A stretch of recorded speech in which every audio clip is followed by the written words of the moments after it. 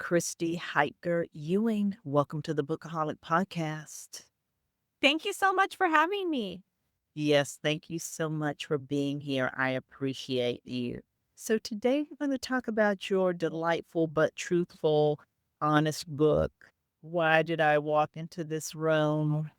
So, let me just start off by saying last night I was playing a game on my phone, and then all of a sudden I forgot what the heck I was doing. Okay. I got interrupted, right? I got interrupted, and then all of a sudden I had to go back, and I was like, what was I doing? I know I was playing a game, but which game? And it was only for a few seconds, but it's still disturbing because the interruption was light. And so there it was. So I can definitely relate to why did I walk into this room. So why did you want to title your book, Why Did I Walk Into This Room? It's funny because it's a long title, and then, of course, I sort of have a long subtitle too, and I thought, I don't know, maybe that'll for but it was just the first one. I'm like, "This is what I have to call this book," and when I do walk into a room, I do that thing where I'm like, I have to retrace my steps in order and even then it might not work, but at least if you go back, you're like, "Okay, I know. I came in here for a reason. Now what was it?" And this started happening more and more, and you talk to other women, and you realize this is a phenomenon. This is part of brain fog, and people will get it immediately. Yes, absolutely, absolutely. And then you can actually empathize with those people that have like two glasses on the top of their head, or like, where are my glasses? And they're up there.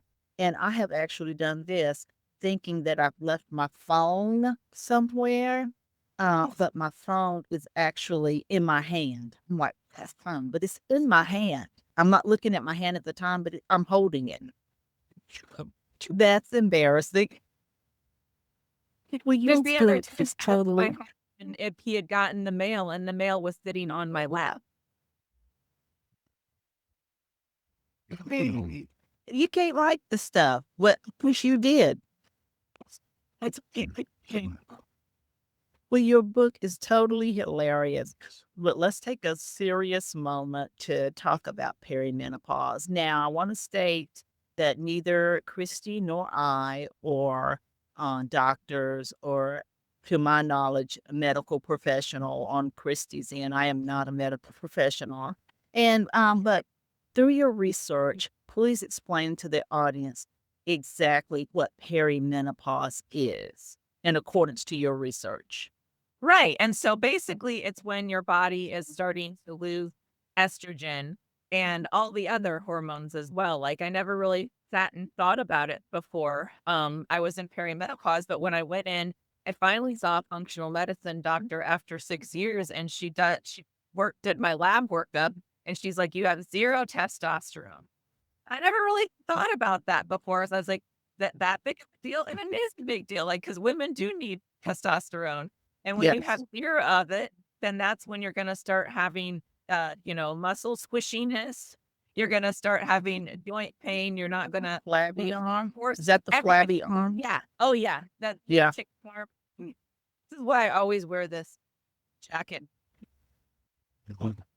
I think I escaped the flabby arm, I think. One thing, one thing I escaped. You're Uh, lucky, you're lucky.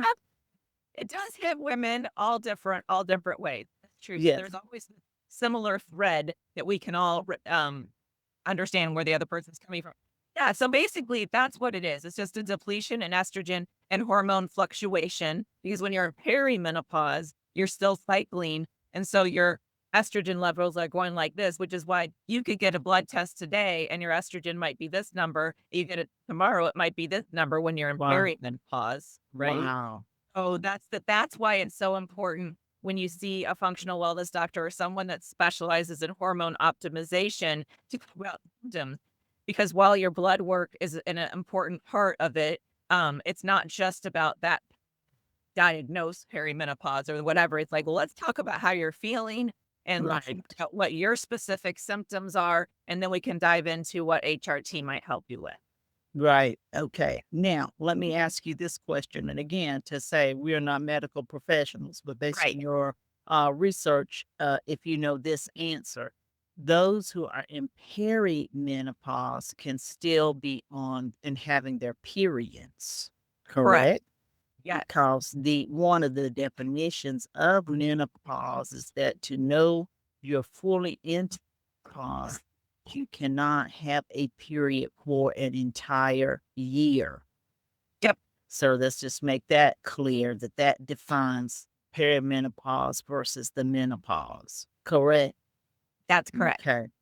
Okay. And let me warn those who thinking that, oh, it's 6 months and I haven't had a period and you're crossing your fingers and all of these things. And then in the ninth month, then there comes your period and you have to start all over again with your count. That that happened to me several times thinking that, okay, I'm moving along. And I was not. No. So anyway, just be on the lookout for that. I think that's one of the things that people don't tell you Yeah, about it's at true. all. And and the other thing that I didn't know, and I do write about it a little bit in the book, is I didn't know that one sign of perimenopause is a total change and fluctuation to your period. So I went through this probably year and a half where I had insanely heavy periods, intensely heavy periods to the point like, is it safe for me to leave the house? You better believe I didn't leave the house without like extra underwear, extra pants, and all the things because I was bleeding through. Like, you know how when you're a teenager, you don't know your period's going to come, Right. and you bleed through, but it was like, I would change my pad or my tampon, and, like, 20 minutes later, I'm gushing again, and I'm like, "What?"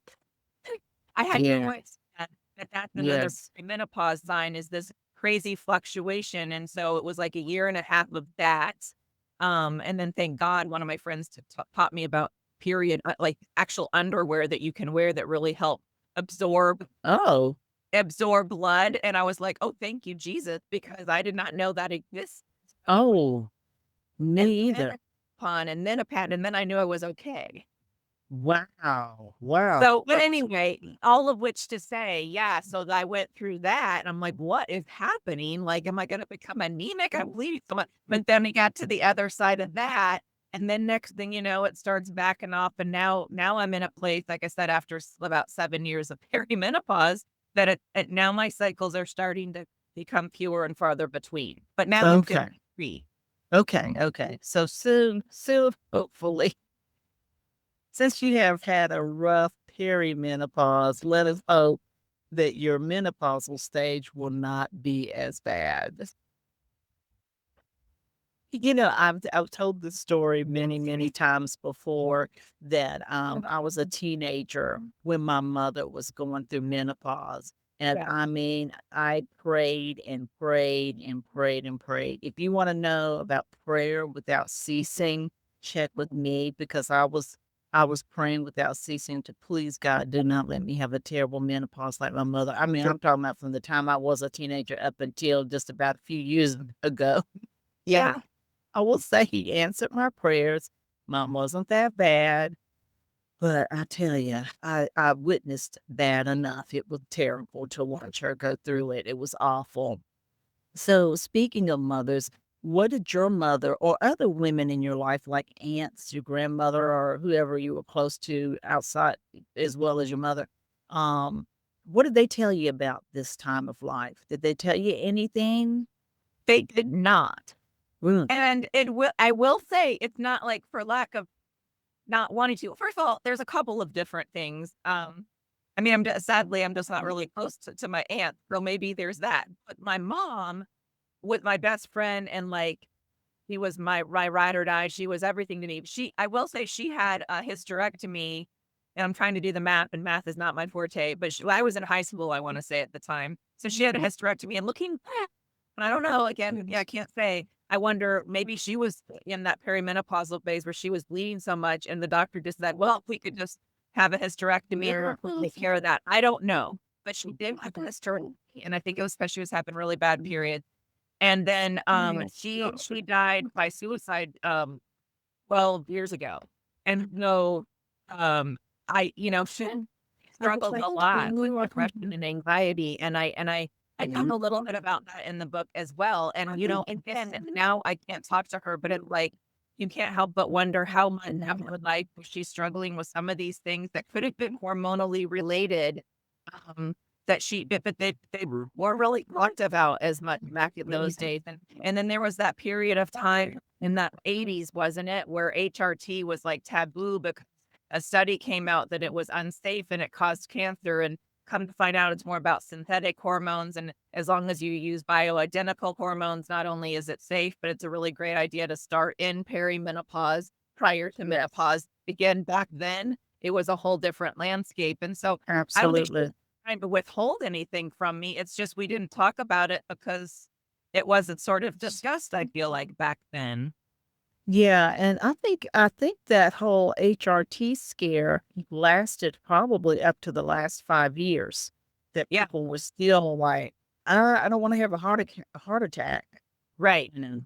for sure. Now now, what about your gynecologist? I remember talking to my gynecologist, and she was terrible. Since I started mentioning the menopause and all of these things, she was slowly backing out the door to bolt. This was Yeah, a woman.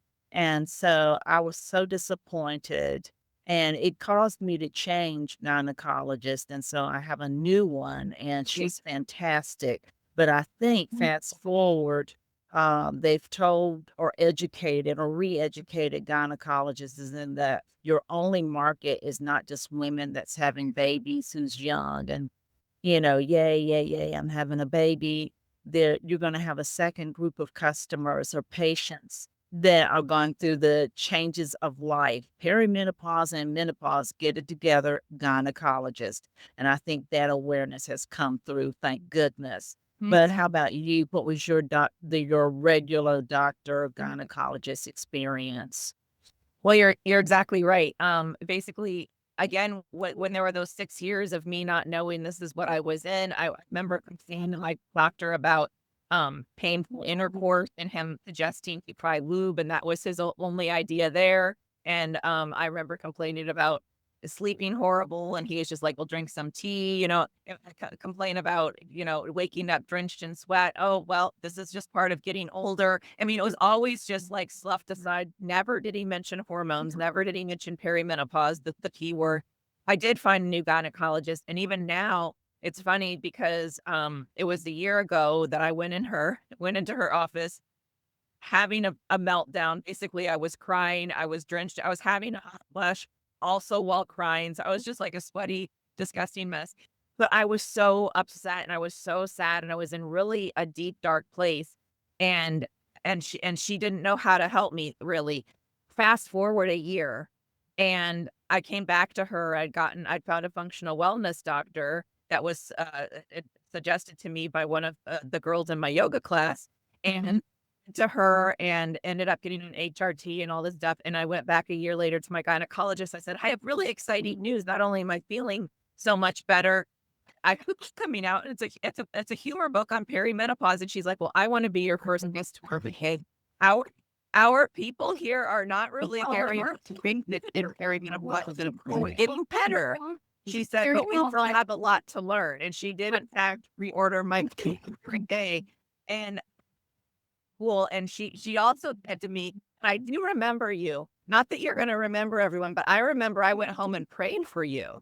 Because she said, You concerned me, like, I was worried about you." Like, she knew I was, like, not good psychologically, you know what I mean? But Yeah. yet she knew what to do to help me. Yes, And yes, she's a yeah. very sweet woman, but she just had a lot to learn, and but at least she's caring enough, and like I said, her practice is now trying to get more of that, education that they didn't get before. Yes, absolutely. Now the functional doctor, are there for those who may be listening, are there other words like they might start Googling functional doctors in my area? Are there other terms for functional doctors just in case somebody wants to Google? Right. I mean, I would Google, like, functional wellness, functional medicine, for, holistic perhaps, holistic medicine. They do kind of all go by Mm. different, but terms, it's true. But yeah, it's usually it's more like a holistic sort of idea where Yes. they're looking at, not just one thing or one symptom or whatever, the whole being. Absolutely, absolutely. I'm glad I asked that question because I can see somebody in one geographic location and functional wellness might not pop up, but Right. holistic may. Yes. Yeah, absolutely. Now, I want to ask you to reflect on some of the chapters for us.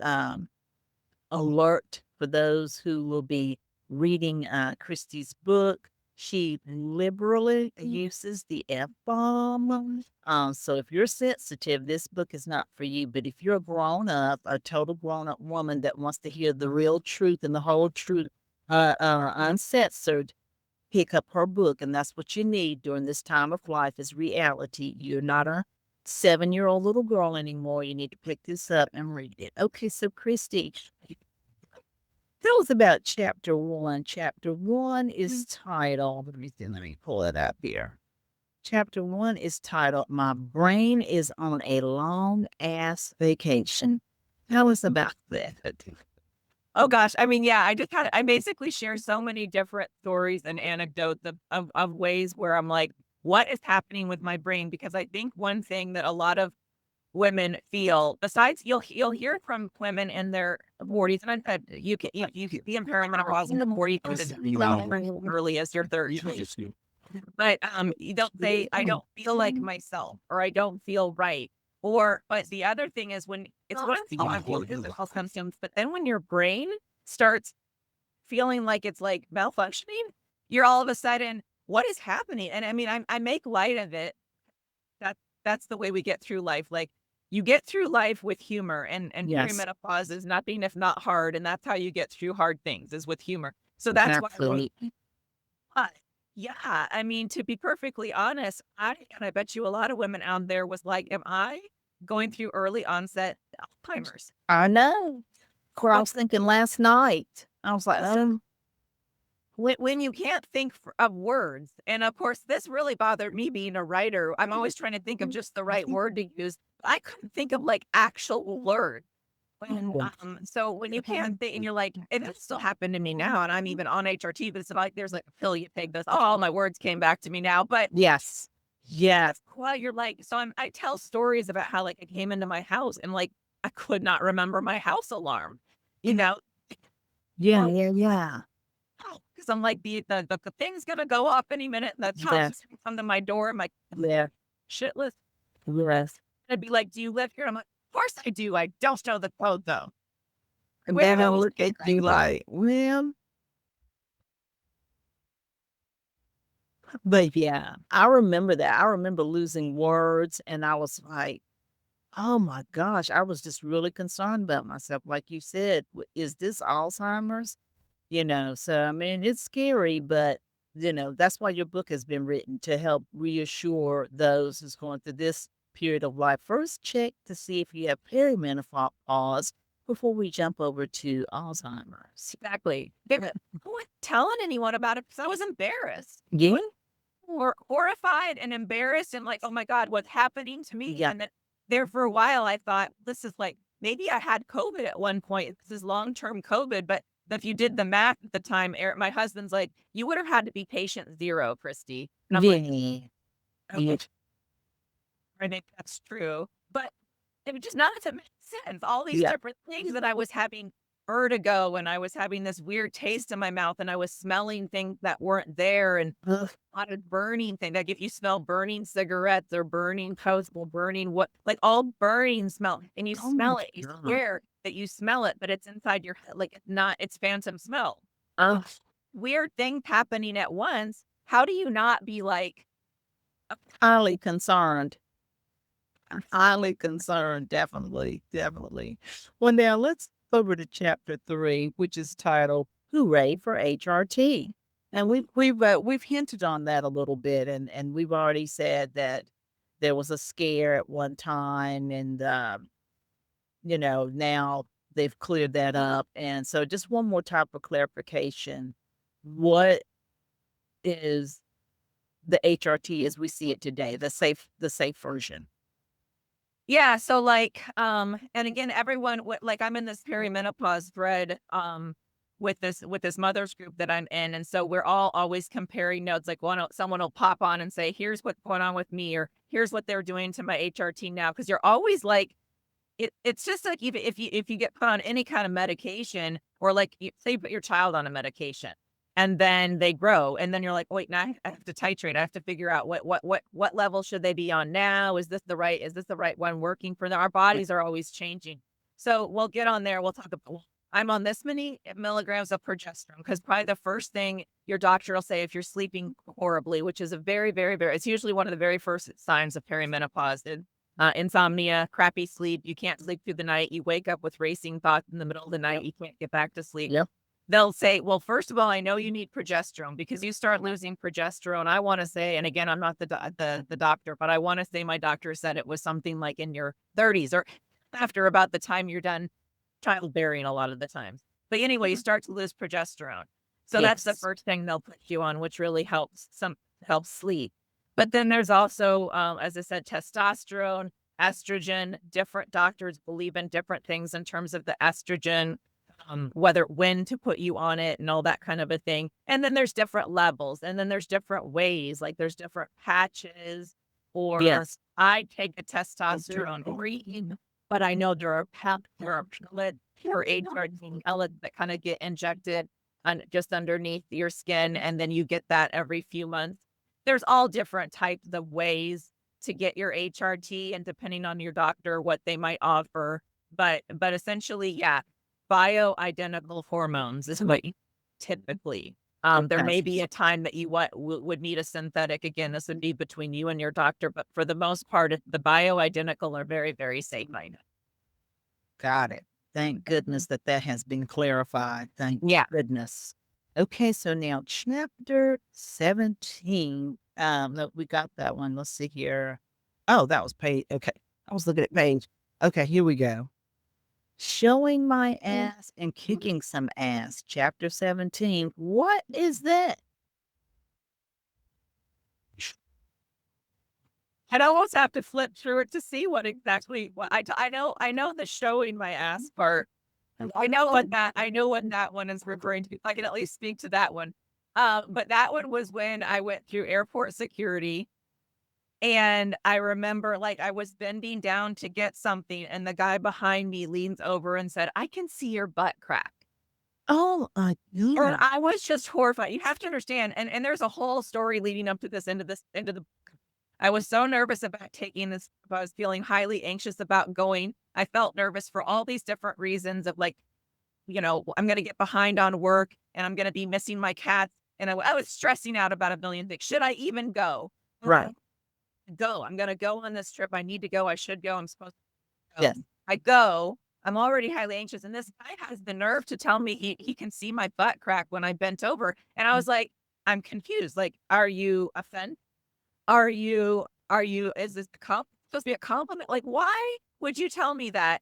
And I was like, "Is there a hole in my thing?" And he's like, "Oh, no, it's just your pants were riding low so that when you bent over." And I'm thinking, "Well, did you have to look?" That I mean, it was just I was horrified and whatever, but then I thought, "Okay, I have to write about this because" again, it's like hilarious, but it's also that thing of, like, when you're already feeling, like, self-conscious and your self-esteem is taking a hit, and then some random dude is commenting on your butt, and so then there's another part in the book that I mentioned because another random guy, a few weeks later, I'm at the grocery store, and he stops me in the bread aisle, and he said, "You take compliments well."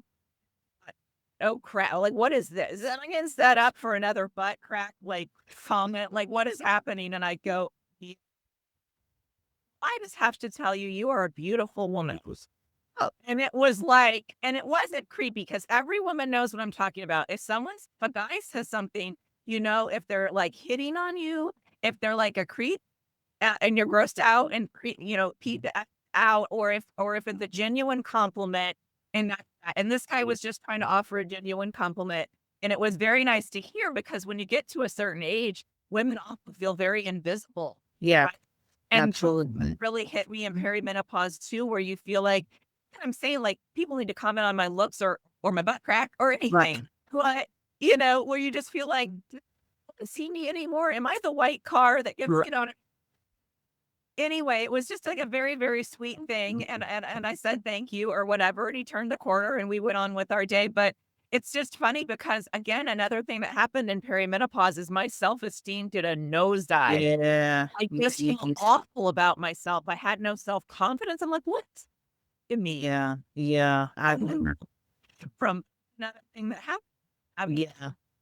Absolutely, absolutely. I can see that, and, let's go back to I was saying I had a easier menopause, but I will tell you one thing that it did, it destroyed my hair, mm, and my hair was one of my crowning glories.